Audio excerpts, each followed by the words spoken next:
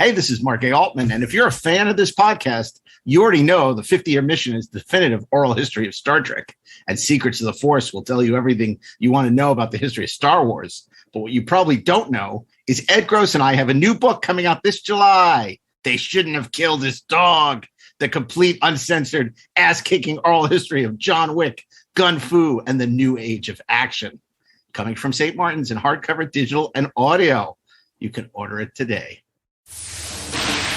Hey, this is Mark A. Altman. This is DAREN DOCHTERMAN, and we are the Inglorious Trexperts.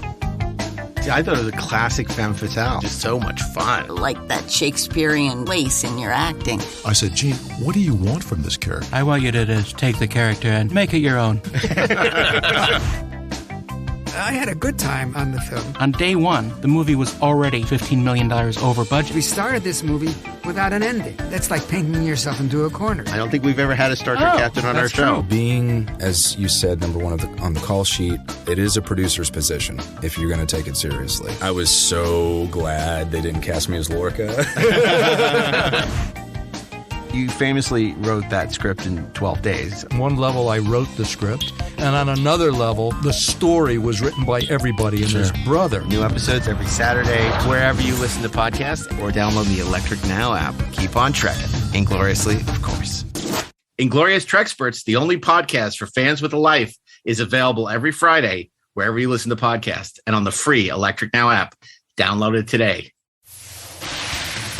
Hello and welcome to Best Movies Never Made, the podcast where we talk about interesting and infamous movies that never made it to or through production. Most of the time, the movies you're trying to make don't get made. Like 4 of them may happen, 1 of them may happen, none of them may happen, and I'll be attached to 3 more things by end of summer. Turn the script into something resembling like Unforgiven with Conan. Yeah. Sadly, the rights expired and the whole thing just like went away overnight. New episodes will be available every other Monday. We won't see you at the movies. Best Movies Never Made, as featured in Entertainment Weekly, is available wherever you listen to podcasts and on the free Electric Now app.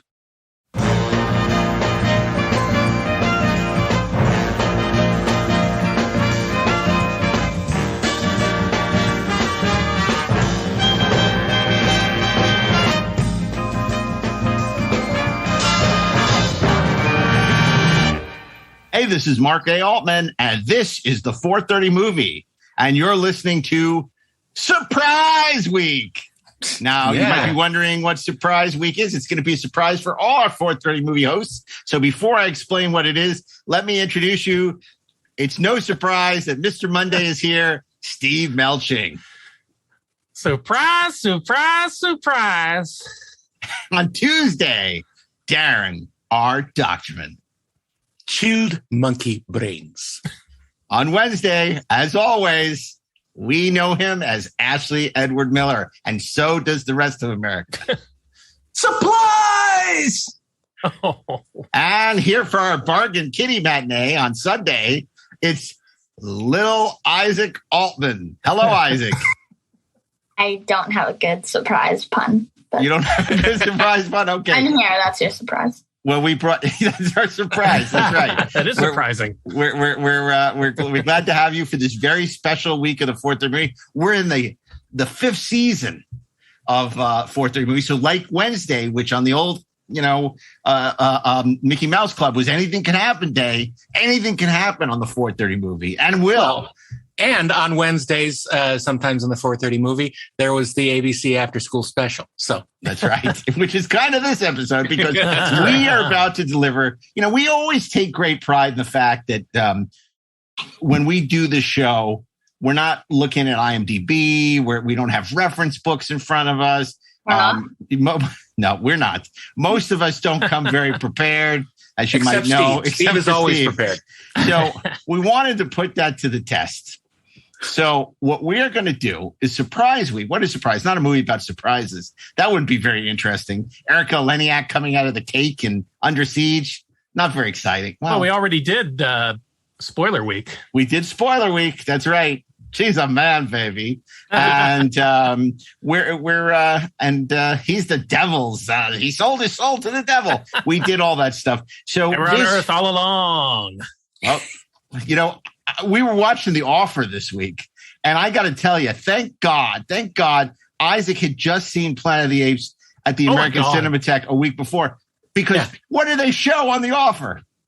They spoil the movie. Of course, they don't say what movie it is. Yeah, but you know what?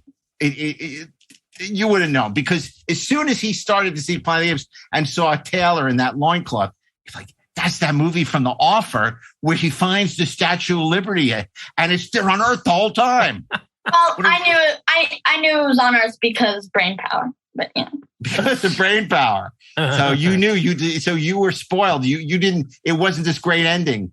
No, I wasn't spoiled. I just figured it out. You figured it out. You reasoned it out. Didn't they put the Statue of Liberty on the cover of the DVD box set or something? Yeah. They did a couple of years ago. It must be Earth because Roddy McDowall is in it.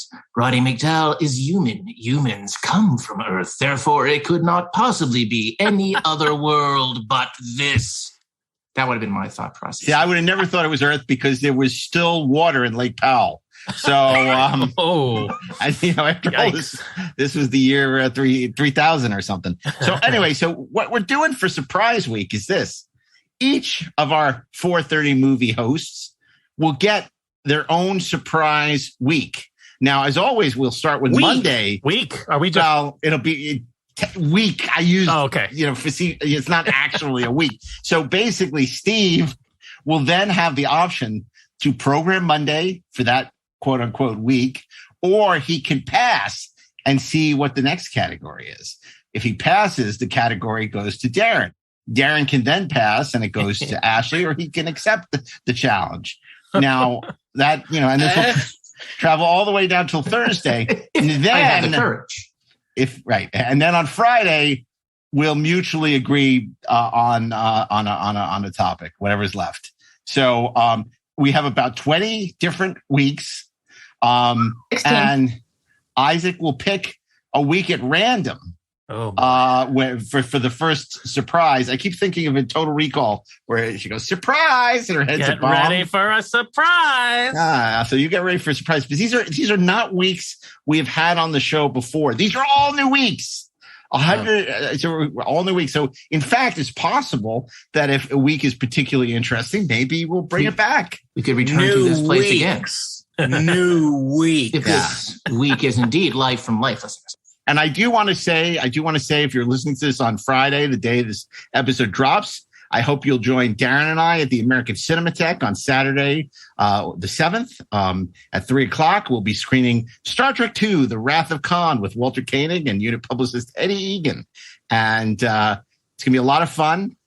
Movie's supposed to be very good, we've heard. And we got some great guests, and Darren and I will be leading a Q&A following the film at the American Cinematheque Arrow Theater.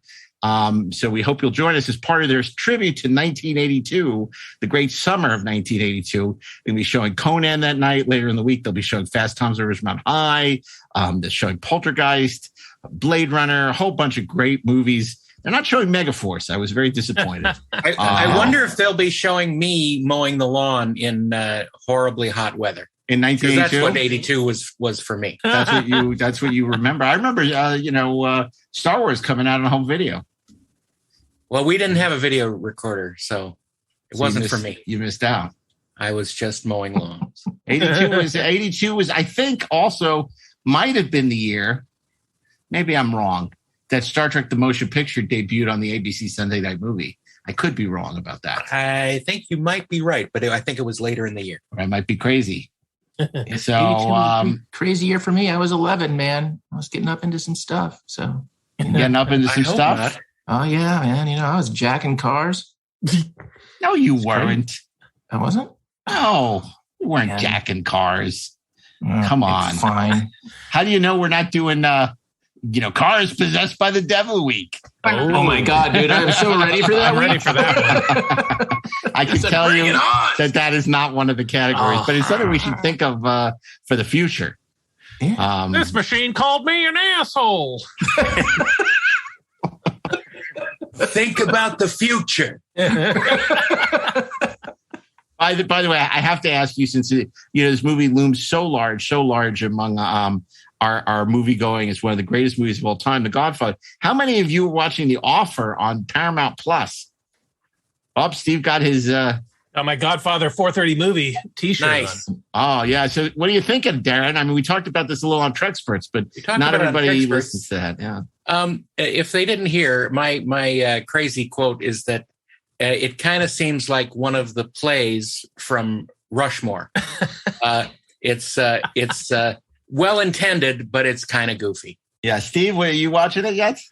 Yeah, I watched the first 2 episodes, and I like it. I'm going to continue watching it, but they take a lot of liberties with historical facts, and but that said, I think Matthew Good, who plays Robert Evans, is sensational. He every time he's on the screen, I sit up and take notice. It's a lot of fun when he's on. Unlike the Hudsucker Proxy, it's not, for kids, but nonetheless, there is a kid who's watching it. What do you think about The Offer, young man? Well, I feel that I'm kind of split on it. I like the stuff that is actually based in the real world. I primarily like the Coppola and Puzo scenes. It's just I don't like the stuff that was fake. I mean, it's not interesting. Yeah, I don't see why they thought they needed that to make it good. But I do keep watching the ads because I like them playing the love theme at the end.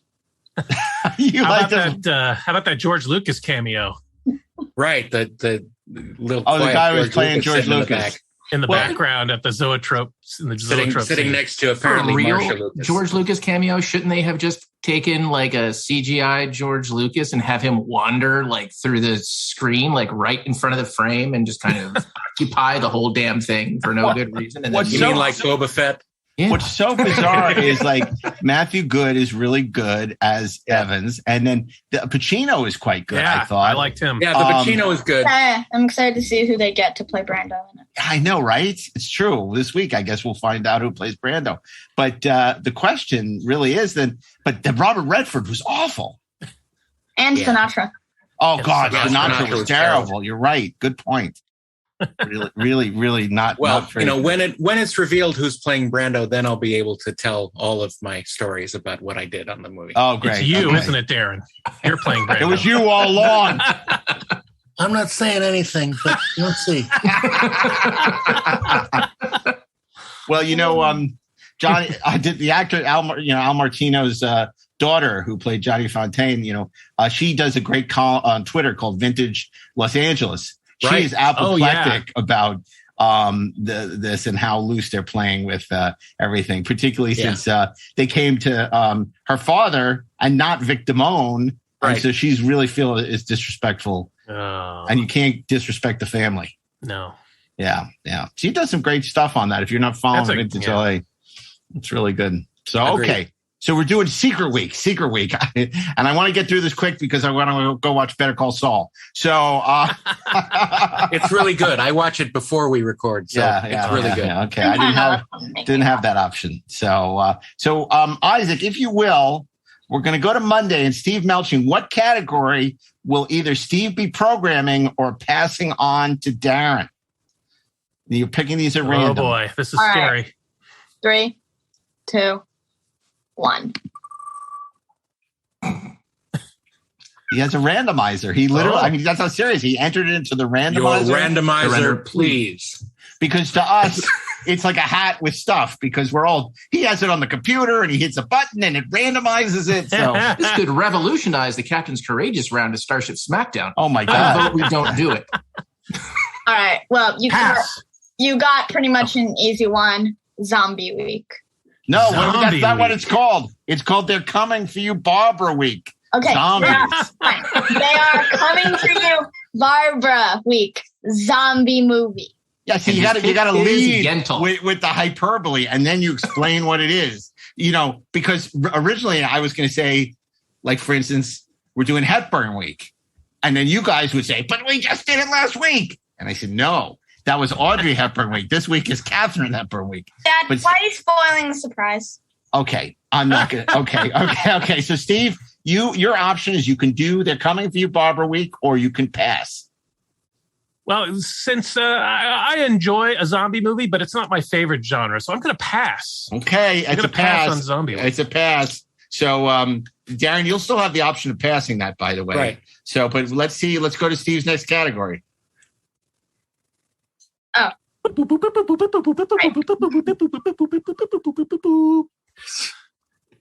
Here are the categories. Here they come now, Con. What is it, Okay, we're ready.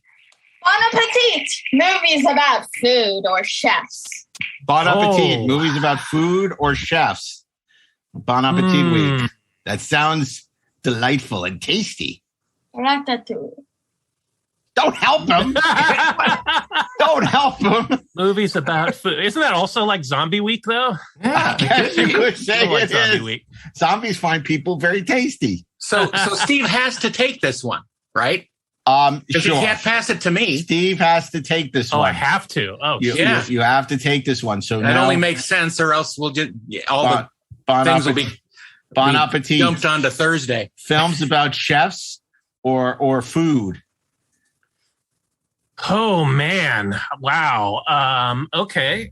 He's wishing he hadn't passed to Darren. That's the risk of passing. You know, it's just like on The Price is Right. I'm going to go with a movie that I saw. I think I saw this at Telluride. In fact, Mark, you and I might have seen it there together. Actually. God. Okay. Yeah. It was an enjoyable movie. I liked it, and maybe not the most original selection, but it's a movie called Chef.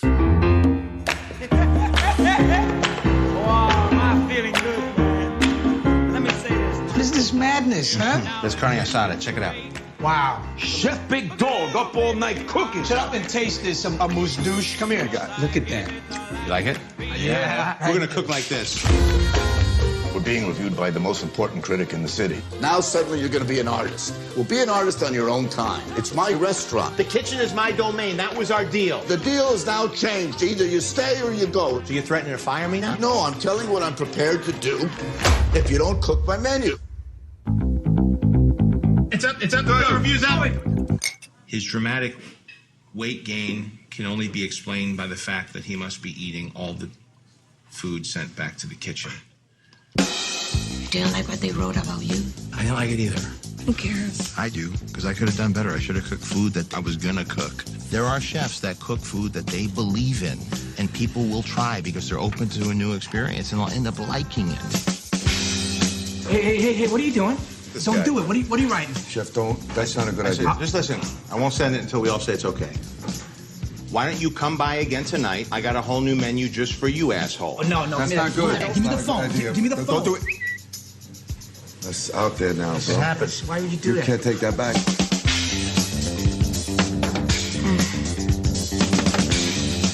Dad, did you post anything since last night? You gotta be kidding me. Wow. You realize how many people have read this? You're trending, bro. You're never going to be happy cooking for someone else. Food truck's a great idea. We're talking about a white-on-white 88 Chevy Grumman food truck. It's a blank canvas for your dreams. I'm gonna have them pull it around. Thank you. Don't thank me till you see it. So what are you gonna do? You're gonna laugh. Tony, Carl's got a taco truck. For real? I was so jealous. When I heard your voice, I was like, that's what I want to do.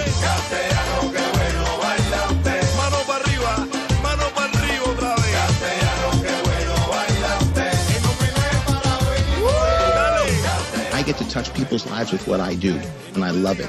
And I want to share this with you. What are you doing? Dude, I'm putting a little cornstarch on my huevos, man. It's too humid down here. Dad, wake up. Tom's putting cornstarch on his balls. Want some? It's like baby powder. It's nice, right? Nice.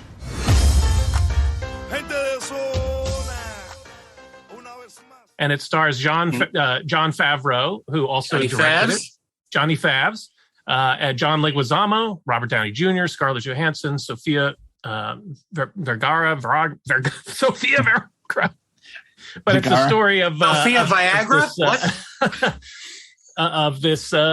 It's the story of a chef who he quits his, as I recall, I haven't seen it since Telluride, but he is an accomplished chef who decides at a fancy restaurant and decides, gets into some friction with the owners, I believe. There was a fight in the kitchen. And anyway, he ends up quitting the restaurant and opens up a food truck. And it's a really nice character story between Favreau and his fellow his fellow cooks. Oh my God, this is a bad category for me. But I was sure when you said, "Oh, we saw it in Telluride with Mark," that you were going to say Le Grand Bouffe. Le Grand Bouffe. Which was a French film about this group of wealthy people who get together to gorge themselves to death, basically. Okay. Very long and black and white. So it's the 1%ers. You know what I also saw at I think Telluride was to cook the beef, his wife and her lover, which was about lots of which food. is kind of a zombie movie. Because it's about eating, and also it's kind of a is cooking movie. Oh my God! Because they did the Peter Greenaway tribute, if I remember, but that was before your time, Steve. Yes, it was. Okay, so your pick for Monday is Chef. Chef, a low budget but star-studded movie about the LA food scene and the connoisseurs and creators of it. Directed by Jon Favreau. And written also by Jon Favreau. Yeah, because he had done this after because he'd done Swingers, he had done the Mob one, Made. Right. But he did Chef and what did he do after that? He did Chef after Iron Man. Yeah, after Iron it was Man. like him going back to doing something smaller, right? It was he wasn't doing the Avengers, and so he wasn't. He didn't do the Avengers. Well, but he said he wasn't doing the Avengers. So after Iron Man and Iron Man 2, he wanted to go back to his roots, doing a sort of small indie kind of movie. And it actually was very successful for the budget. Mm-hmm. And very, very got good reviews and everything. It did well. And, it's really, it's one of those movies that's about something, but really about something else. So you could argue it's a Hollywood, allegory for an accomplished chef who is sort of boxed in making the more traditional fare and wants to branch out and explore their roots and do something new and interesting, but isn't allowed to, and then strikes out on their own. Steve, you could have gotten out of this very easily by just picking a Muppet movie. Because, the Swedish Chef is in all of them. Okay, so that brings us to Tuesday. Now, Darren is sitting on "They're Coming for You, Barbara," a Zombie Week, but he can take that, or he can pass and take whatever the next category, which has been randomized beyond your imagination. So if I pass, then we don't get to. That's the only way we can hear the next category, right? Right, and then the zombie one goes to Ashley. Fair, right. The zombie one goes to Ashley, which he may want to take. I'm not going to give Ashley the pleasure of having the zombie week because I know he has like 4 or 5 different ideas for zombie. Okay. So I'm not going to layup. Why not? I'm not going to let that happen. Yeah, because you want to see him get Silence Week, and I do. Watch him struggle. I want to see him suffer the way I've suffered. No, he tasks you, and you shall have him. I'm going to take Zombie Week. Okay. And Tuesday is going to feature a little surprise film from 2009 that I really had no urge to watch. But when I did, I was very happily surprised. It stars Jesse Eisenberg, Emma Stone, and Woody Harrelson. And it is called Zombieland. Planet Earth, home to over 6 billion people. Today, our very existence is threatened by epidemics, climate change, and dwindling resources. But those are the least of our problems.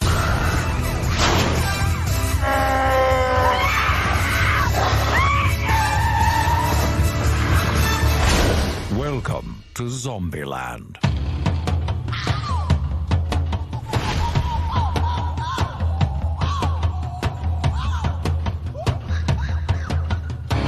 mother always told me, someday you'll be good at something. I mean, I don't think she could have guessed that something would be zombie killing. What do you think? Zombie kill of the week? Close, but no cigar. Zombie kill of the week went to Miss Cynthia Knickerbocker.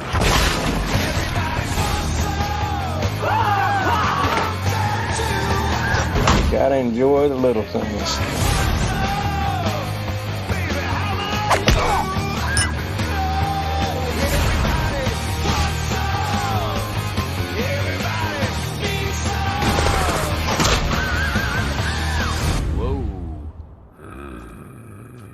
Well, these fellas really let themselves go.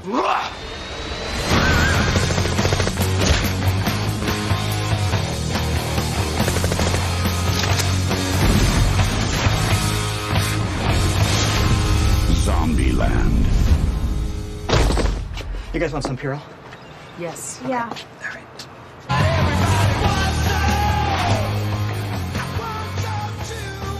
And it is hilarious.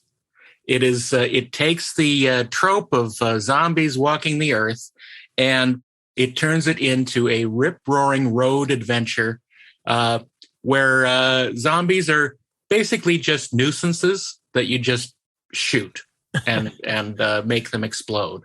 But it is so fun to see the dynamic between Jesse Eisenberg, which I don't really like in any other movie. He's likable, and he's sort of fish out of water. And Woody Harrelson, who is a gruff and worn warrior on the road against zombies, and also there's a character that he plays. That's right. And it's the bunch of them, two sisters. I think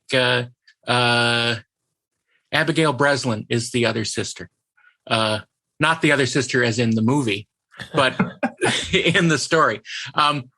It's a lot of fun. They're trying to make it to an amusement park for some reason because they think that it may be a haven against these zombies. Who knows? But one of the great surprises, and cover your ears if you haven't seen this because it is a big spoiler. So I'm giving you fair warning. There's going to be a big spoiler in 3, 2, 1. They go to apparently Bill Murray's house, and he's alive, and he doesn't know anything that's going on in the outside world, and they accidentally shoot him and turn him into a zombie. And it's really hilarious. He is great, and he is a huge surprise in the film.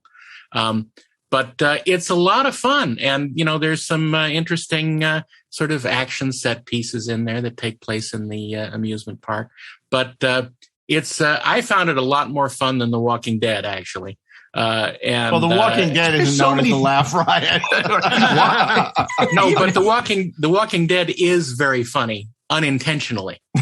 So that's why I like this intended comedy about this very serious topic of our times. Okay, great. I just want to say about Zombieland. First of all, it for me, it gets 2 thumbs way up, even if one of those thumbs is rotten and falls off because I'm a zombie. And I want to point out, it was written by the writing team of Reese and Wernick, who wrote Deadpool, and they have just been incredibly consistent with their combination of kind of horror, action, comedy, you name it. They've really mastered a very particular tone that was really on full display in this film. So this would be the living Deadpool. Yeah, the living Night of the Living Deadpool. I want to see that now that I think about it. But it was directed by Ruben Fleischer, who has never been this good again. Right. I mean, because he did that Gangster Squad, which was terrible. Mm-hmm. And he did Venom, which happened. Yeah. Yeah. Well, Isaac, is that disappointing for you? Because I know you're a huge Shaun of the Dead fan. I wasn't expecting anyone would pick that unless it got moved to me. Unless it was you.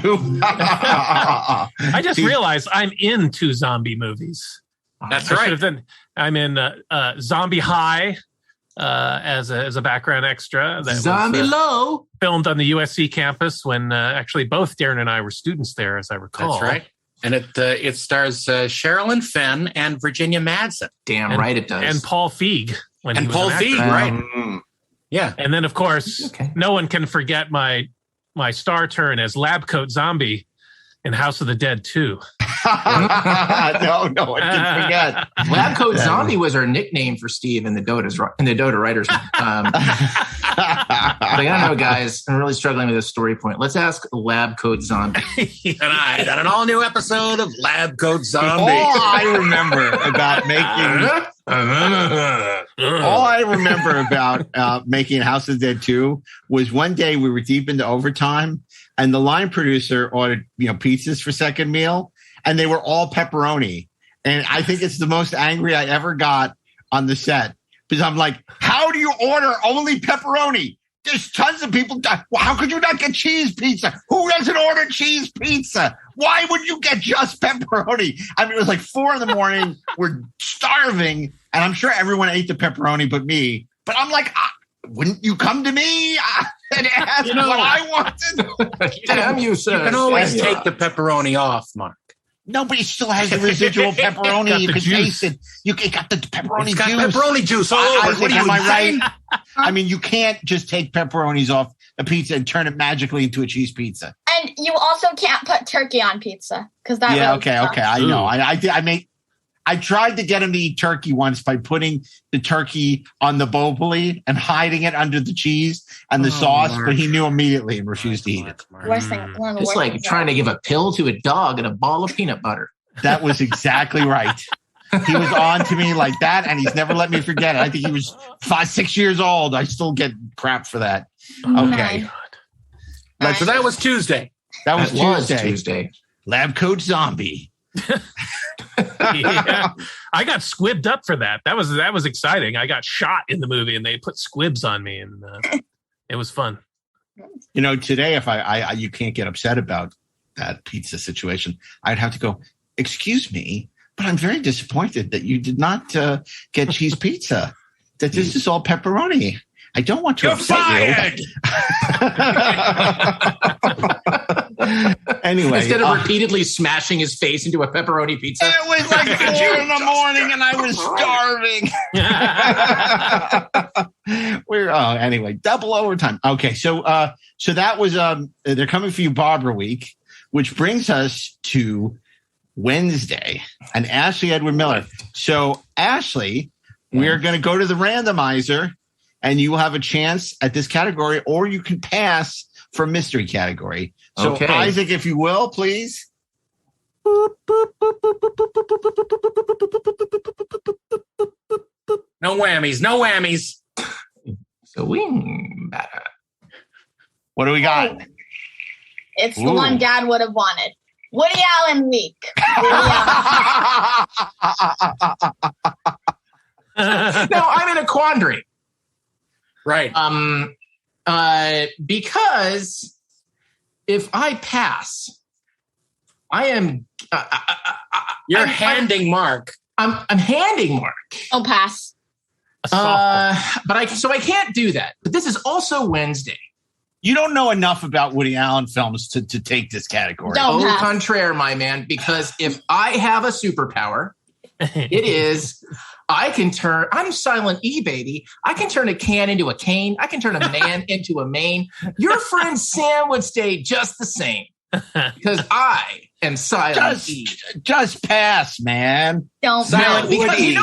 You know what? Here is my pick for Wednesday. By the way, what is the official name of Woody Allen Week? And please, God, it's just Woody Allen Week. Oh, for the love of God! Okay. No, it needs a week. It needs a creative title. It needs a creative title. Sheriff Woody. I've got a gub. I haven't seen any Woody Allen films. Let me just make an interjection at this juncture. Yeah, I got nothing. I got nothing at the moment. Okay. I think it's just enough to say Woody Allen week. I shot a moose week. That's actually really good. That is really good. That is really good. From one of these great, famous comedy stand-up routines. It's brilliant. Now, but the joke's on them because it's restricted. Classically, if this were just surprise week, I would have picked Master and Commander. I want everybody to know that. That's funny. That's really good. Thank you. Thank you very much. I'm here all week. However, here's what's fallen into my lap with Woody Allen week. It is simultaneously a chance to actually do Ash Wednesday in surprise week while denying Mark Altman a layup for him in the same way that the layup zombie movie was denied to me. So my pick. Well, I was encouraging him to pass to you. So don't penalize me for Darren being a jerk. No. This is like not give him the week. Thanks, Ty. You're welcome. I would. Here's the thing. Oh my God! I got to say it again. I would hope that some of you have some idea what I'm about to say. That it may be a surprise to America and to our listeners around the world, but I would hope it's not a complete surprise to the rest of you. That my pick for Woody Allen week is 1967's Casino Royale. Casino Royale is too much for one James Bond. Join the Casino Royale fun movement. Mr. Bond, I'm Lieutenant Mathis of the Special Police. Peter Sellers is James Bond. These are my credentials. They appear to be in order. Ursula Andress is James Bond. David Niven is James Bond. Woody Allen is James Bond. My doctor says I can't have bullets enter my body at any time. What if I said I was pregnant? Joanna Pettit is James Bond. Rather warm in here, don't you think? Cool it, Charlie. Casino Royale is too much for one James Bond. Orson Welles is the heaviest heavy of Smirch. Dahlia Lavi is James Bond. I'm the new secret weapon.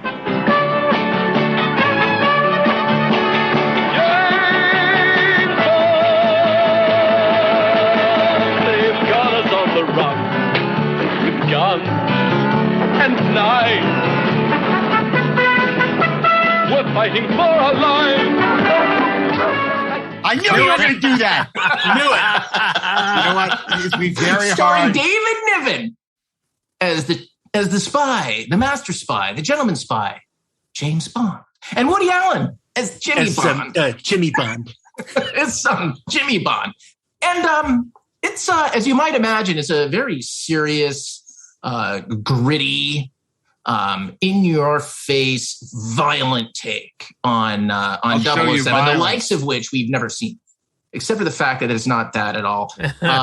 It is delightful in a very strange way. But if you're watching that movie expecting to truly experience a Bond film, as we've come to understand Bond films, and I'm even talking about Roger Moore, then this is not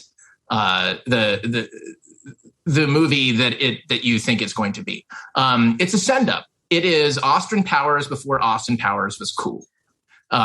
Except instead of Michael Myers, instead of being funny, it's got David Niven just kind of being David Niven, and Woody Allen just kind of being Woody Allen. And there's girls in go-go boots, and there's dancing, and there's cool hip daddies 60s music.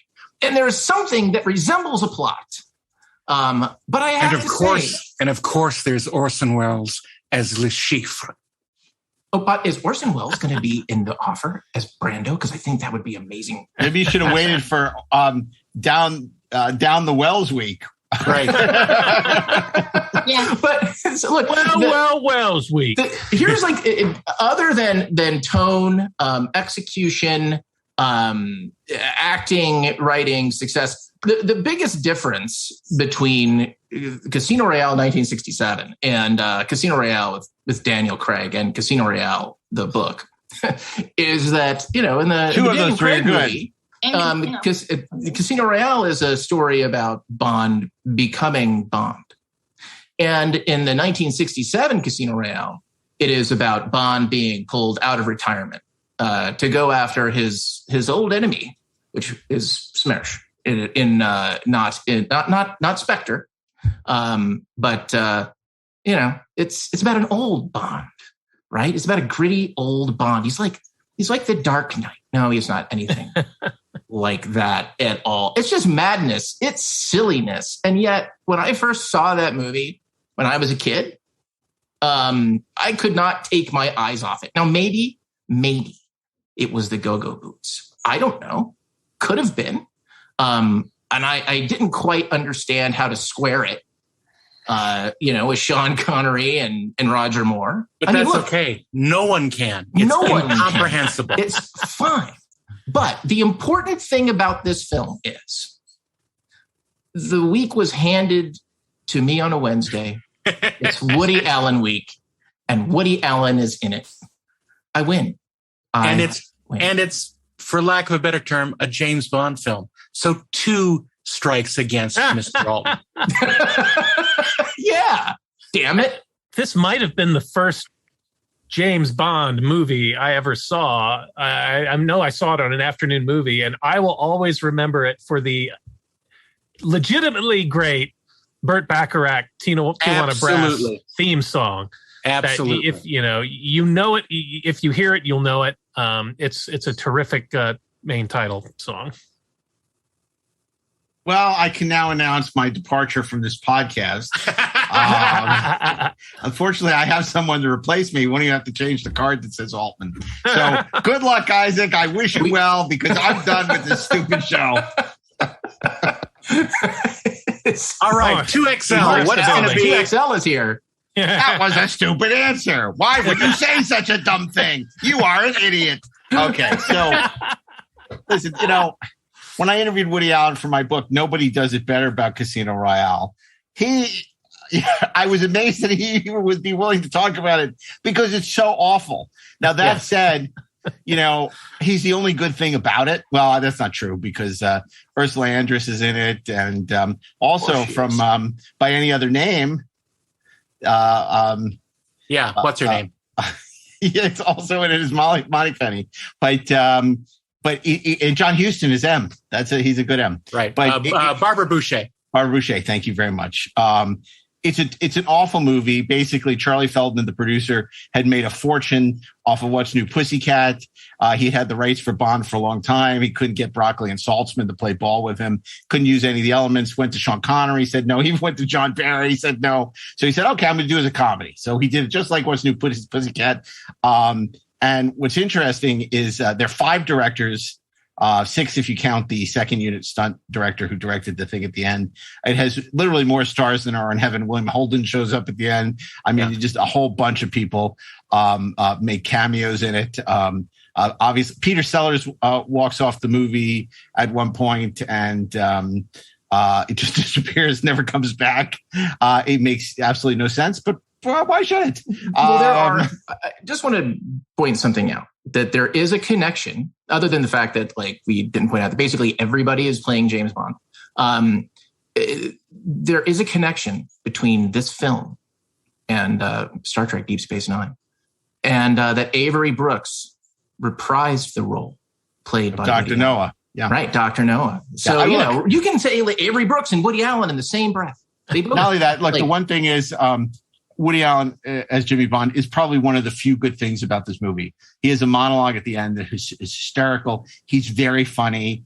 He wrote, obviously, his own material. He got paid a fortune to be on standby to rewrite the film, because this was a tortured production where they build sets and not use them. And then people wouldn't show up, and they'd have to film other scenes, and David Niven would have to be home every weekend, fly off. And the whole thing was, and Barbara Boucher tells this great story about how she got sunburnt, and so they couldn't match her. So they had to wait until she lost her sunburn. I mean, it's just this is they should, instead of The Offer, they should be making the making of Casino Royale because it's so crazy.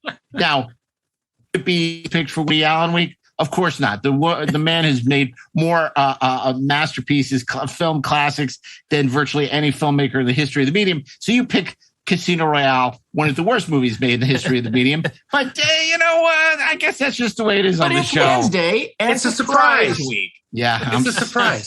It's no surprise that Ashley has this insane pick. Nothing said it had to be a good surprise. There are unpleasant surprises. You could have passed it on to somebody who could have articulated little surprises around every corner, but nothing dangerous. Okay, fine. I'll come back to the show. Mark? I just realized for Chef's Week, I should have picked Under Siege with Steven Seagal. I wish you had. That would have been glorious. I'm just a cook. That's so funny. That would have been glorious. That's really funny. That's really funny. You could have done that. I didn't want to give Steven Seagal any airtime. No, that's true. He's off in Russia. He's a with the little ducks. Okay. Okay. So that brings us to Thursday. Now, I also have the option to either take the category or pass to Friday. We'll see. So, Isaac, if you will, please. It's Woody Allen Week again. No. Oh, my gosh. No, I delete them after I get I see. Okay, so you don't get them again in the randomizer. Yeah, I get them. Wow, you're really organized. You really know what you're doing over there. A lot more prepared than some other people, other than Steve. Your randomizer. Ashley, I respect your pick, and I'm glad you did. Thank you. All right. There's a mutiny. Driven a division into the Altman household. Yeah, don't take his side. What are you doing? You know what? I'm not going to let you watch The Offer on Thursday. He is forming his own opinions. I read that in high school. Movies based on classic books. Oh. And also, when you say classic books... Casino Royale, 1967. Okay, I'm going to pass. I don't want to go with that. I don't want to do like Grapes of Wrath or any of that nonsense. I don't want to. Fine. You did it on Casino Royale. It's Casino Royale week here. So that means Friday is books based or yep, movies that's based right. on classic Friday's books. going to be book movie. So we all should come up with a movie for Friday. Yep, we're going to have to. But first we got to do Thursday. First, the Tranya. All right. Spiking the Ball, Spike Lee films. Oh, okay. Spike Lee Who is Spike Lee? Spike Lee is a really talented director. I'm going to his IMDb page. And you haven't seen any of his films, but we'll have to remedy that. So yeah, I'm busy watching gangster films. I got to get you guys. I know, but you know what? I think you'd really like Inside Man. Oh yeah, yeah, that's true. It's a caper movie. It's a heist film. What about Summer of Sam, released in 1990? Summer of Sam is not one of his better movies. Don't give him any hints. Don't call out titles. No, he has to pick one. I got to tell you, for me, it's probably between Inside Man and Black Klansman. I mean, Steve picked Do the Right Thing years ago, and I know we can go back and revisit things we picked in the past. But I love Do the Right Thing. But I kind of feel like I really like Black Klansman a lot. I think, and it's recent, and I don't know if a lot of people saw it. It was denied its place at the Oscars. But I do love Inside Man. It's such a great caper film. Didn't we also pick Inside Man? I did. That was one of my picks. Yeah. I like School Days too. But and if I want to go for the Woody Allen pick, I pick She's Got to Have It. Well, too late. That's right. We already picked his best film, Casino Royale. Oh, the burn. Oh my God. From my own offspring. This is just painful. Well, that's what happens when they become a man. Yeah. I think my pick for Spike Lee week is going to be, I think I'm going to go with, I'm thinking if I want to go with that. I'm going to go with Black Klansman. There's never been a black cop in this city. We think you might be the man to open things up around here.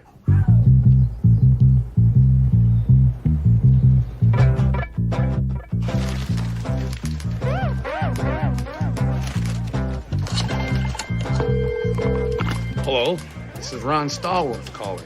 Who am I speaking with? This is David Duke, Grand Wizard of the Ku Klux Klan. That David Duke? God, last time I checked. What can I do you for? Well, since you asked, I hate blacks. I hate Jews, Mexicans, and Irish. Italians, and Chinese. But my mouth to God's ears, I really hate those black rats. And anyone else, really, that doesn't have pure white Aryan blood running through their veins. I'm happy to be talking to a true white American. God bless white America. The KKK is planning an attack. How do you propose to make this investigation? We'll establish contact over the phone. We'll need a white officer to play me when they meet face to face.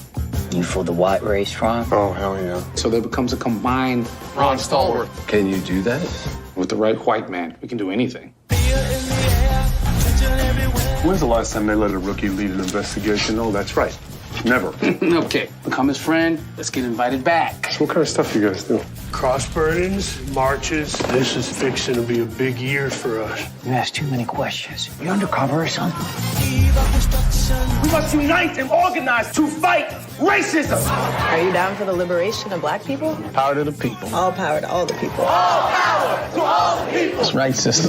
For you, it's a crusade. For me, it's a job. You're Jewish. That hatred, doesn't that piss you off? You're taking this Jew lie detector test. Why are you acting like you ain't got skin in the game?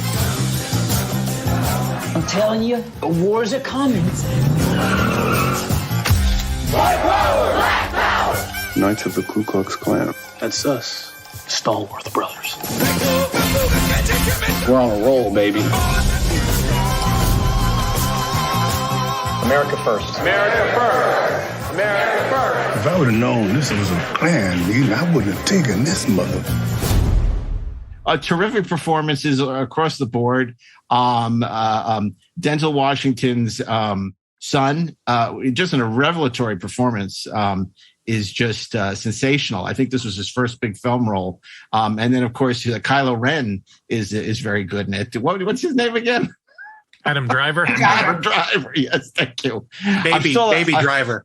Baby Driver. Yeah. Baby Driver. So he's terrific, and it's beautifully shot. Terrence Blanchard's score is excellent, as it was for Inside Man. It's very well directed by Spike Lee, who I think doesn't get enough credit. People always look and feel like everything he does is about social issues, and he's obviously a very outspoken personality, but he's first and foremost a real master filmmaker, and I've always been a big fan of his ever since I saw She's Gotta Have It back in college, and School Days also, because that came out like a year later. But I think Black Klansman's a terrific movie, and if you haven't seen it, I'm sure a lot of you haven't. It's really worth seeking out. It's a great movie about racism, and it's a great takedown of the Klan, and it was anchored by some really terrific performances and very dark black humor. So so to speak. Would you like it? I think you would, actually. We'll have to see about watching that possibly. So okay, so my pick for Thursday for the Golden Spike Week. What is it? Spiking the ball, is it? Spiking the ball, because he's a big basketball fan. That would make sense too. But that's a football expression. It's joint week. No, we did that 2 weeks ago. Yeah. So, I like Black Klansman a lot. I thought it was really good, but I couldn't get over the setting. It was set in Colorado Springs, which is where I lived when I went to high school, and I very obviously did not shoot in Colorado Springs. They shot in upstate New York, I believe. That's all right. Nothing does. Yeah, that's true.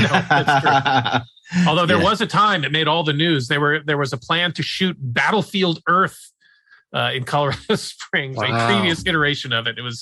The town was very excited for that Hollywood. You could have picked that for Bon Appetit Week, your friendly neighborhood bartender. I just realized I should have picked The Founder, which I loved with Michael Keaton. See, this is what happens when we don't let Steve prepare. The whole thing, he's like, I should have, I could have, I would have. Should have, would have, could have. We're playing to his weakness. It's Second Thoughts Week. Second Thoughts Week. Yeah. So, okay. Well, there you go. So that brings us to Friday, and we are left with the unenviable topic of I read it in high school. Great literature adapted into films. If you would, Isaac Altman, tell us what some of the other categories were that we did not program this week. Okay. Of Gods and Men, movies about deities and mythology. Color Me Mine, Graphic Novel Week, Great Scott Week, movies directed or starring someone named Scott. Breaking the Fourth Wall Week, movies in which actors play themselves. Basic Instincts, sexy films. In the Shadow of 007, movies inspired by James Bond. Falling Down a Wells, films starring or directed by Orson Welles. Caught in the Netflix, movies made for streaming week. TV Dinner Week, movies made for television week. Animal Farm, movies about animals. Not including monkeys. No monkeys. No monkeys. Great One Sheet Weeks, movies with great one sheets. I have no idea what that means. Okay. You know, movie One posters. sheets or movie posters. Great movie posters, yeah. Yeah, it doesn't make much sense that way either, but that's okay. Okay. So are those are all the other categories. So, okay, we're at great literature. Well, now we've programmed the season, so that's good. Yeah, right. There's some good categories. So on the Twitter, you got to let us know what you think. Does it just get to be You guys does it just get to be any film based off a book? Or well, we've Based done. off Haven't we done a book adaptation week? Didn't we do? I feel like adaptations. What constitutes as classic literature? Basically, any book that we had to read in school. Dang it! So I can't pick Godfather. Yeah, I don't know. I mean, the Giants, Mario Puzo. I got a couple. Right off the top. Go of my ahead, head. Steve. So do I. Well, my first pick is a movie, an adaptation I already picked, not based on a book, but based on a play that we had to read in high school, and that's Romeo and Juliet. I love the Baz Luhrmann Romeo and Juliet movie. Oh, I do too. It's so great. And then my other one is I was in high school. You can't take two. Okay, no, go ahead. I'll save it till Friday. He's just suggesting. He's putting out suggestions. I can wait until everyone goes. And go ahead, Darren. What are you thinking? Well, mine is the 1962 To Kill a Mockingbird with Gregory. Oh, okay. Ashley, what's your first choice? I love Lamp. I honestly, we're going with great works. I think I would say The Wizard of Oz. Okay. You had to read that in high school? Yeah, actually.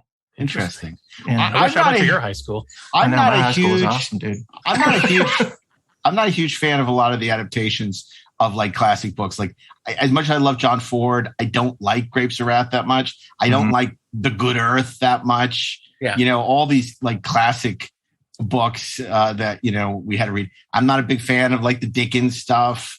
Really? Not the books, the movies. Not a big fan. Great Expectations is probably one of the greatest films ever made. I'm not a huge fan. What can I say? Well, that's too bad. I'm sorry. I'm just not a big fan. It's been missing a good one. Madame Bovary, all this stuff. Yeah. Pride and Prejudice, which has been done 900 times. Oh, now who's listing a million? Oh, sorry. Okay, so you know. What about Halls? Halls. Oh, you know what, though? Okay, but go ahead. Like, I've got another thought. Now I'm embarrassed because I've listed all these great movies, and I'm going to say something that's completely dopey. Baz Luhrmann's The Great Gatsby. That's not bad. That's not bad. I like it. What does 2XL have to say about it? I don't know. My computer keeps his computer's off. It's doing weird Mark, things. just switch off your targeting computer. What's 2XL wrong? controls the horizontal. 2XL controls the vertical. Hi, it's not coming back on. What's going on? 2XL has the greatest enthusiasm for surprises. For the podcast. I have a surprise for you, Dave. Welcome to Friday. Okay, we've lost him Mark entirely. is gone. He'll be Let's back. go rogue. He'll come back.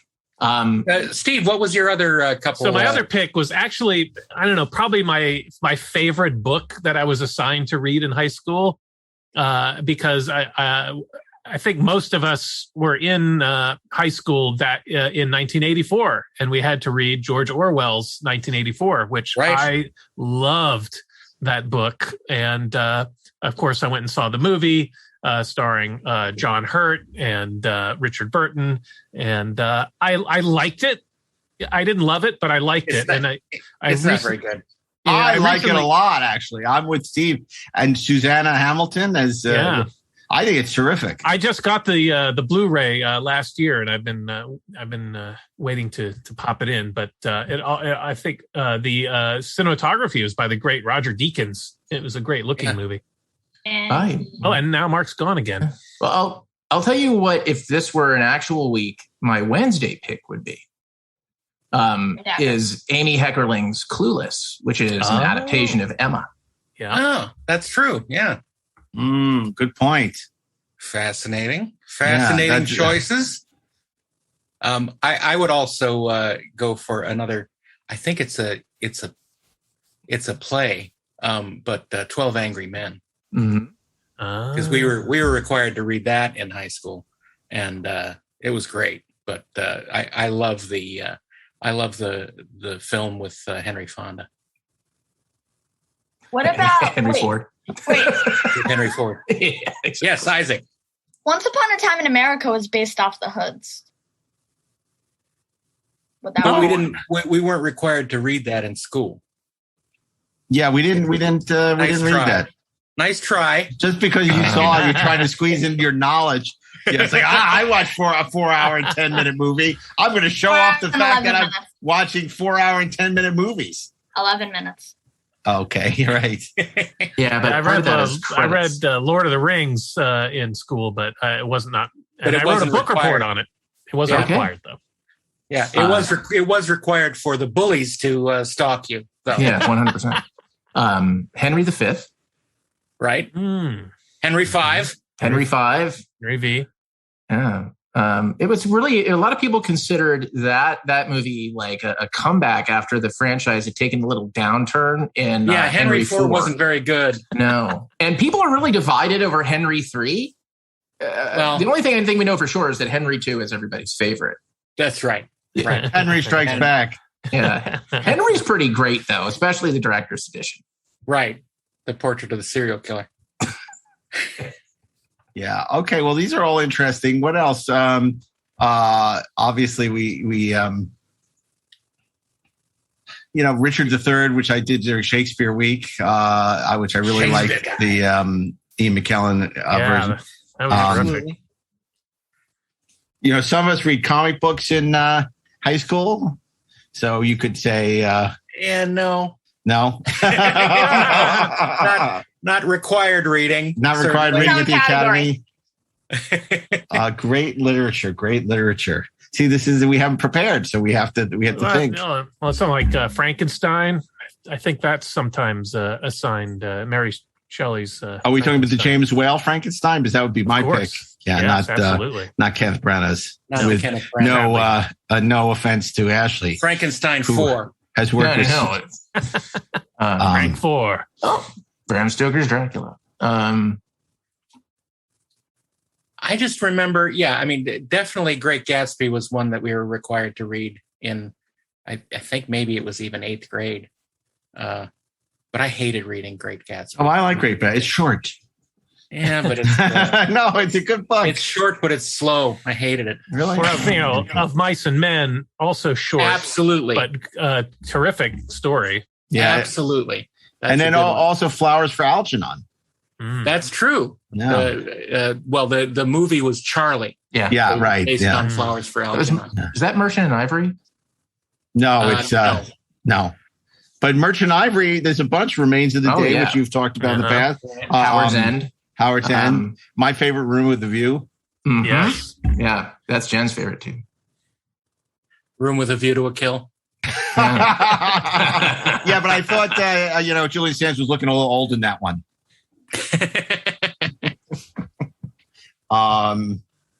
What else? Great literature. Great Scott. Oh no, it's a different category. Literature. Literature. Literature. What else did we read back in the day? I like your 1984 pick, but apparently I'm the only one, Steve. I think that's an underrated movie, Michael Radford's 1984. Outsiders. Outsiders. Outsiders. Oh, that's interesting. That's true. The Francis Ford Coppola picture, which is just reissued. The complete novel. Complete novel for movies. Yeah, exactly. It's actually quite a good movie. You know what we should do? What should we for do this week? No, it will take too much time. But I was going to say every day get a is list a different of every Casino book Royale adaptation and pick it at random because it's surprise week. We should be surprised by our own pick for Friday. We should be surprised by our own pick. Yeah, I did not see that pick coming. What about something like Apocalypse Now? Well, that's true. Heart of Darkness. Yeah. Did you read? That was more a college book, but it is great literature. I don't think. Yeah, we didn't read that in high school. Yeah, in college. Yeah. I think we have a bunch of good picks. We do. So what do we want to go? Mockingbird. It's hard to go wrong. Let's go. We've never picked it on the show, have we? No, we haven't. And not only that, but it has Robert Duvall in it, for crying out loud. Right, Isaac? It has Robert Duvall in it, who we love, Tom Hagen. It's no Casino Royale, but it's pretty great. And it also has Admiral Cartwright in it. That's right. It has Admiral Cartwright, and it has freaking Commodore Decker. Oh, that's right. So we have to go with it by the law of inverse. And it has Spock's grandfather.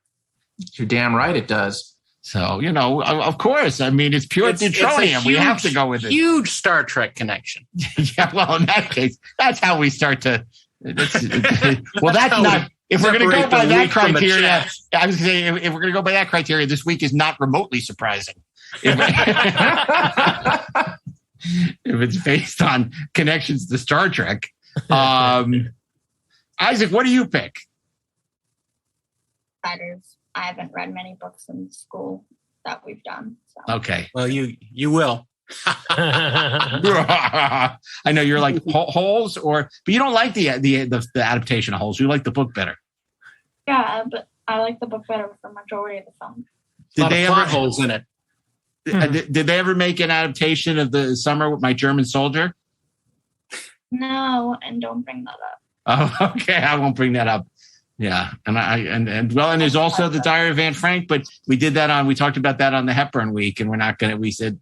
Or The Diary of Anne Frankenstein. Yeah, that's the one. And I'm not technically done with that. Why hasn't someone done that yet?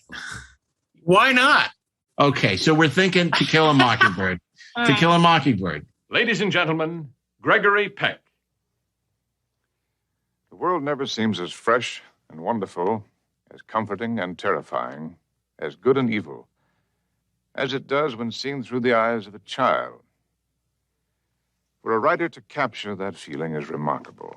And perhaps that is why one book in the last few years has been so warmly embraced by tens of millions of people. To Kill a Mockingbird, winner of the Pulitzer Prize and just about every other award a book can win. And now, happily, To Kill a Mockingbird becomes a motion picture, and its memorable characters come vividly alive. That Scout. Some people call her Jean Louise Finch, but she insists on Scout. And that's her brother, Jim. Just a boy until the day he learns there is evil in the world. Atticus! And Atticus Finch, the father, whose devotion to justice places him and his children in jeopardy. I've been appointed to defend Tom Robinson. Now that he's been charged, that's what I intend to do. You taking his... You'll excuse me, Mr. Ewell.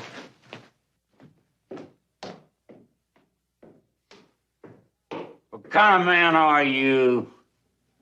You got children of your own? Atticus, Jim says this watch is going to belong to him someday. That's right. What are you going to give me?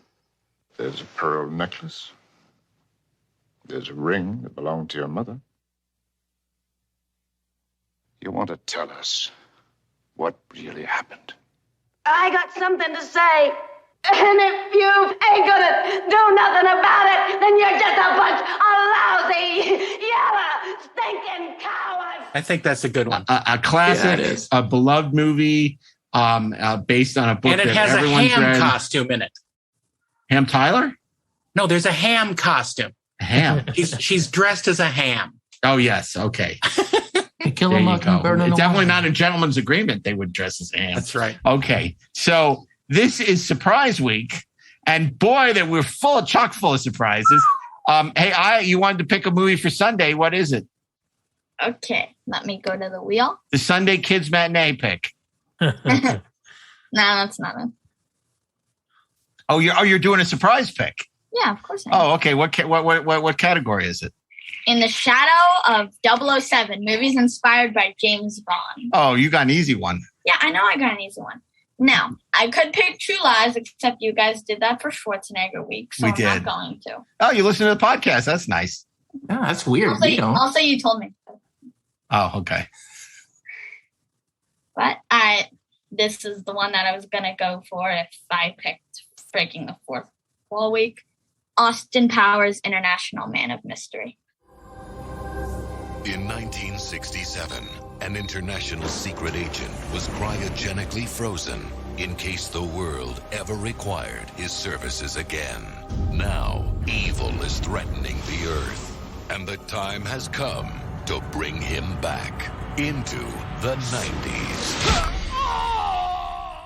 It's not unusual. Allow myself to introduce myself. Danger Powers, personal effects. Actually, my name is Austin Powers. Danger's my middle name. I'm going to need you to sign these release forms. Okay, name.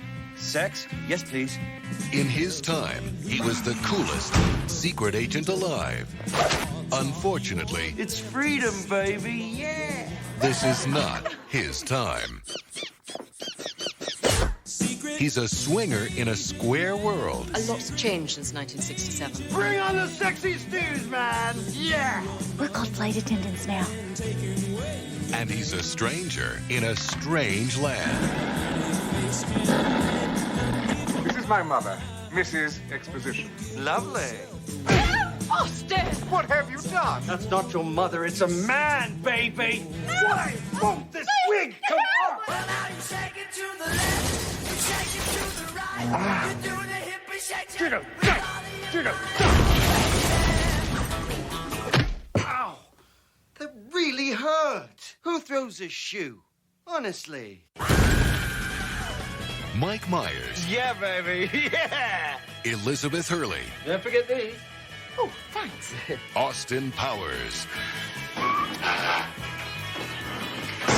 International Man of Mystery. Always wanting to have fun, Austin. That's you in a nutshell. No, this is me in a nutshell. Help! I'm in a nutshell.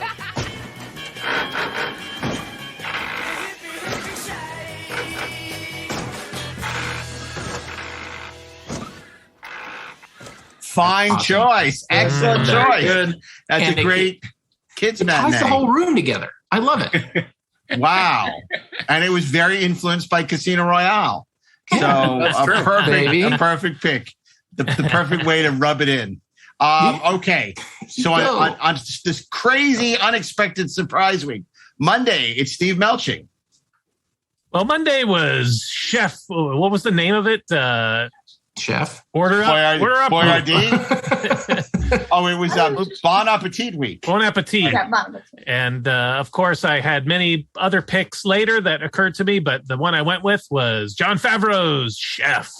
On Tuesday, Darren Dochterman's pick for They're Coming for You, Barbara week, Zombies, is Zombieland. Zombieland. On Wednesday, it's I Shot a Moose week. It's I Shot a Moose week. The films of Woody Allen. And I picked 1967's Casino Royale. I can't. I'm control mark B Wednesday. I mean, what a great week. On Thursday, it's the Golden Spike week. My pick, Black Klansman. And on Friday, we came together for a consensus pick on Great Literature Week, To Kill a Mockingbird. I read it in high school week, To Kill a Mockingbird.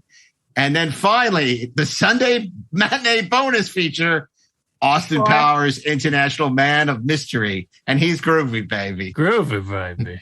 Yeah! And he's a man of surprises. He is a man of surprises. That's right.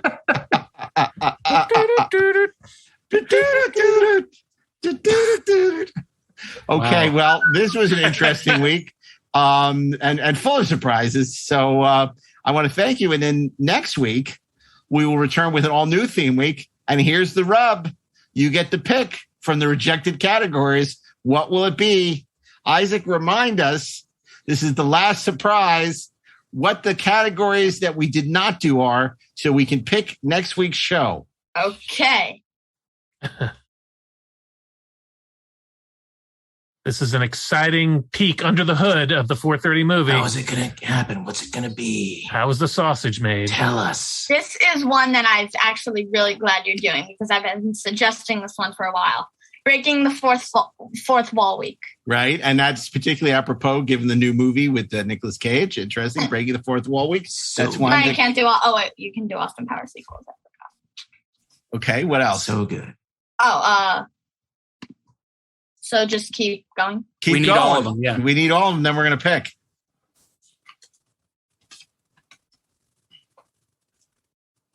This is not dead air. This is just Color anticipation. Me Mine graphic novel week. Color Me Mine graphic novel week. Okay. Great Scott week. People named Scott who are in it. Great one sheet weeks. Okay. Movies about great one sheets. Okay. Animal Farm. Movies about animals. But not monkeys. Or farms. TV Dinner Week. Movies made for television. Right. Caught in the Netflix. Movies made for streaming week. Falling Down a Wells. Films starring or directed by Orson Welles. Basic Instincts. Sexy film. Like Basic Instincts.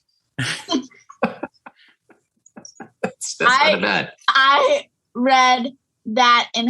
Oh, wait, no, wrong. We did that one. Of Gods and Men, movies about deities and mythology. Right. Okay. So we could include films with William Shatner then. Okay. So... My cousin Vinny. So, gentlemen, what's it going to be? I am partial to graphic novels. I've been wanting to do that for a while, but I can't go there. Darren keeps shooting that one down. I keep shooting it down. Okay. What do we think don't... about Of Gods and Men, movies about deities and mythology? That's not a bad one. Are there any good ones? No. What the hell, kid? I'm sitting right here. Oh, yeah, that's true.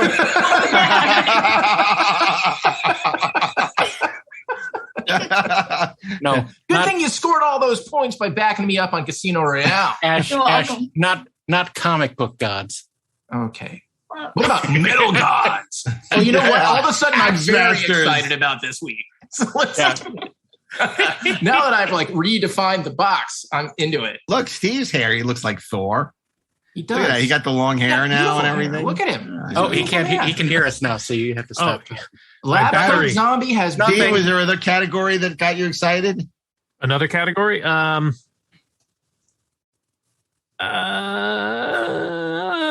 Animals movies could be fun. I like Great Scott Week.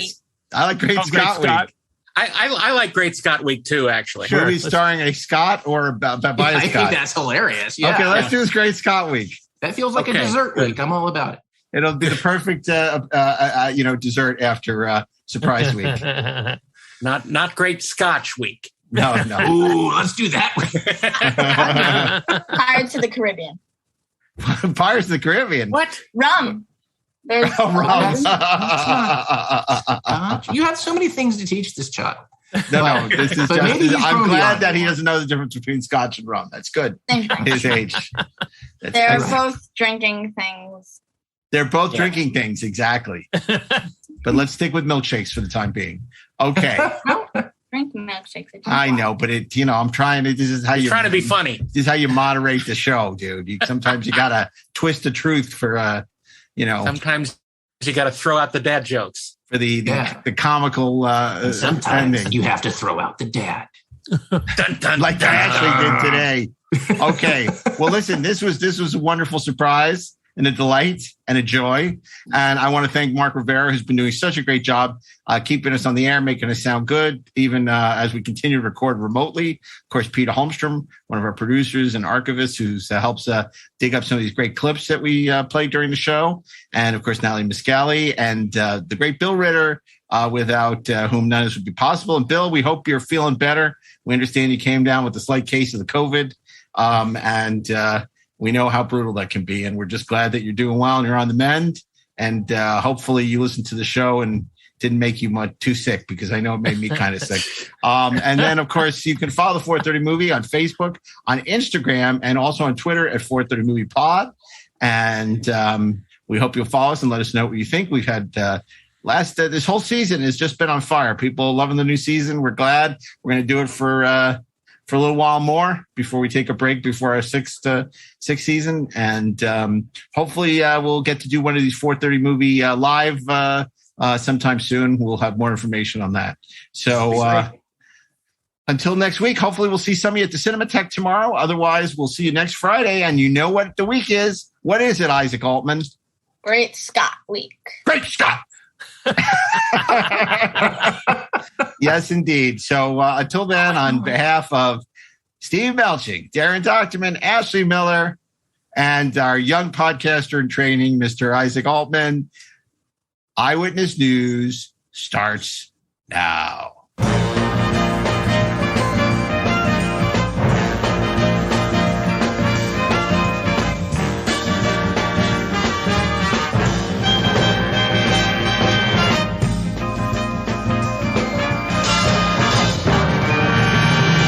This show was produced by Dean Devlin and Mark A. Altman and is an Electric Surge Network production.